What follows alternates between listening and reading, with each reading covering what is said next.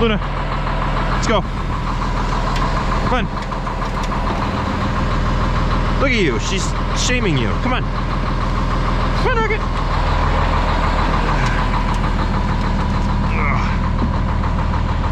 Hey everybody, it's Ryan. Welcome back to How Farms Work. So this is the first time that we've ever harvested in December.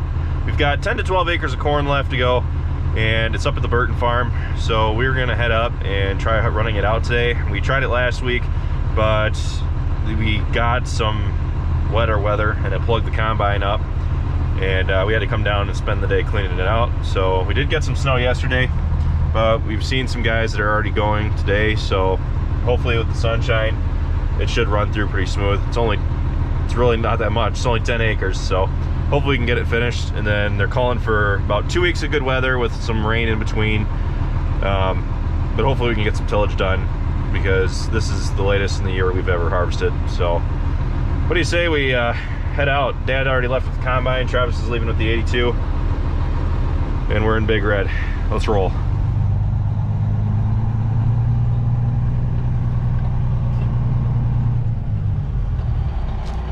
Just got up to Burton.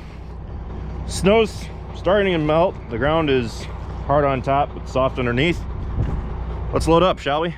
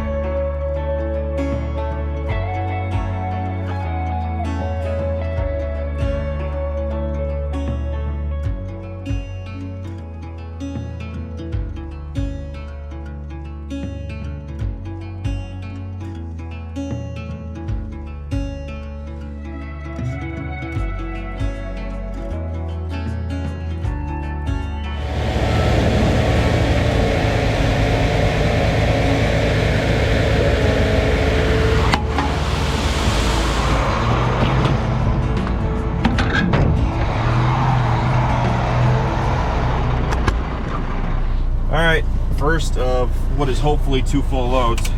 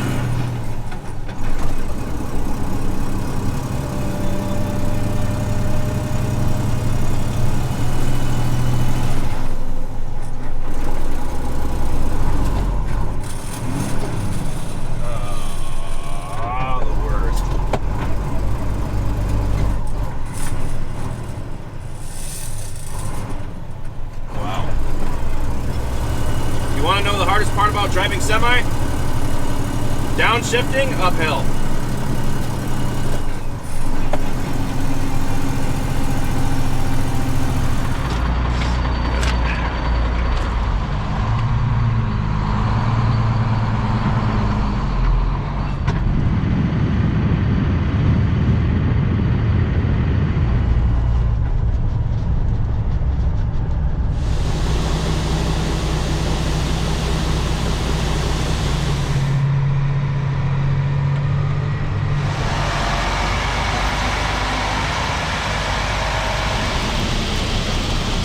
It got too soft to be able to harvest what was down in the bottom down there, so we're gonna park everything. I'm gonna take this load down in the morning and we're gonna just head back to the farm for now.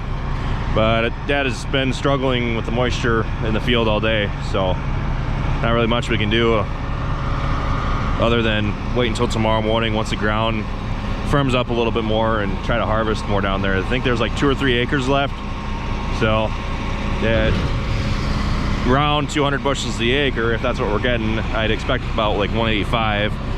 2 or 3 acres is a grand, so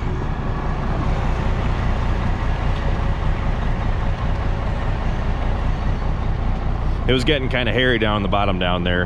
There are a couple ditches and you can just stumble across them when you're harvesting down there. Dad actually got stuck, and that's when we called it quits tonight. So we don't want to get into any trouble. I just got home. I'm feeding the cows now, putting bales out.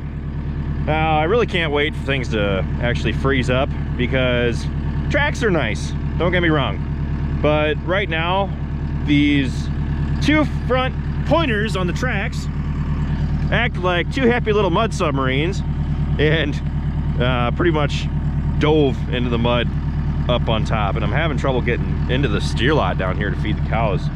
Other than that, tracks are really nice. So I'm taking the simplistic approach to cutting the net wrap off.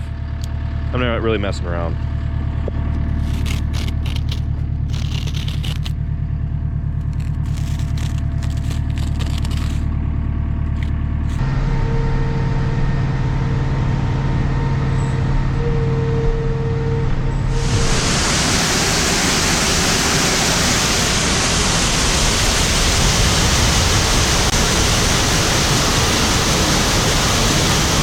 Third of December, last load.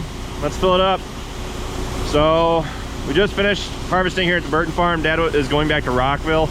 There's about 1.5 acres that's still standing down there because we couldn't reach it. So he's gonna go down and try to harvest that to try to make it a full load. So Travis is splitting the 40,000 pounds that he has on the Unverferth between the front and the back here. He's gonna head back, actually we're both gonna head back to Rockville, and then from there I'll head back down to Dubuque with the last load. Not a bad day for the last day of harvest. Might be a little late. This is the first time we've harvested in December, but it's really not all that bad.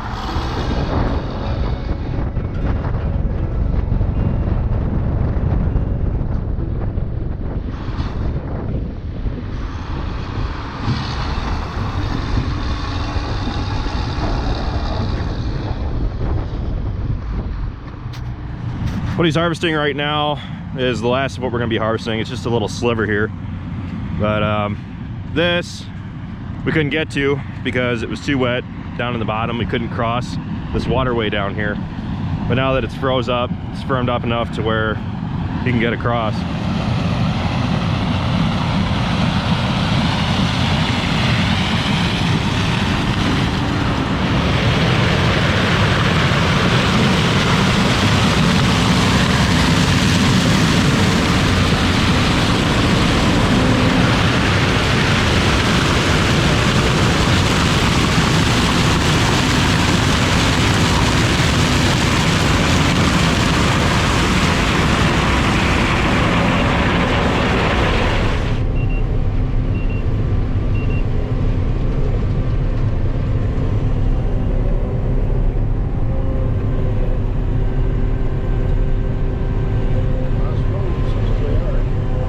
Folks,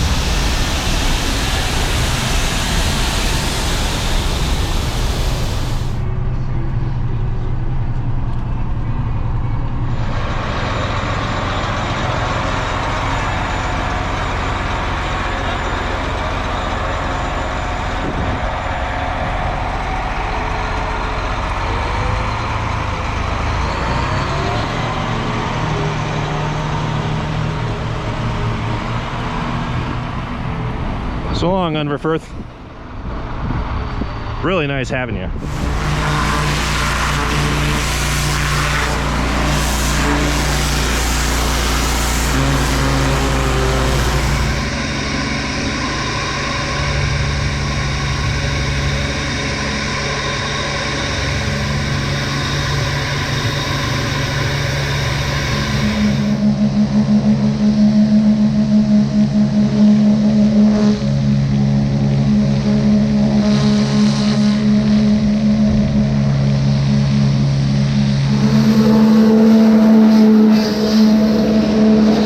And with that, harvesting 2019 is officially in the books. This year was a particularly challenging year.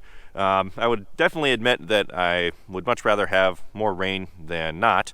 However, it did pose a challenge in several aspects, not only for yield, which didn't turn out quite as well as we would have liked, especially since we had a strong start earlier on in the season, but that was at the main farm and down at British, which usually is a lower yielding farm, but that still kind of yielded higher than we had anticipated.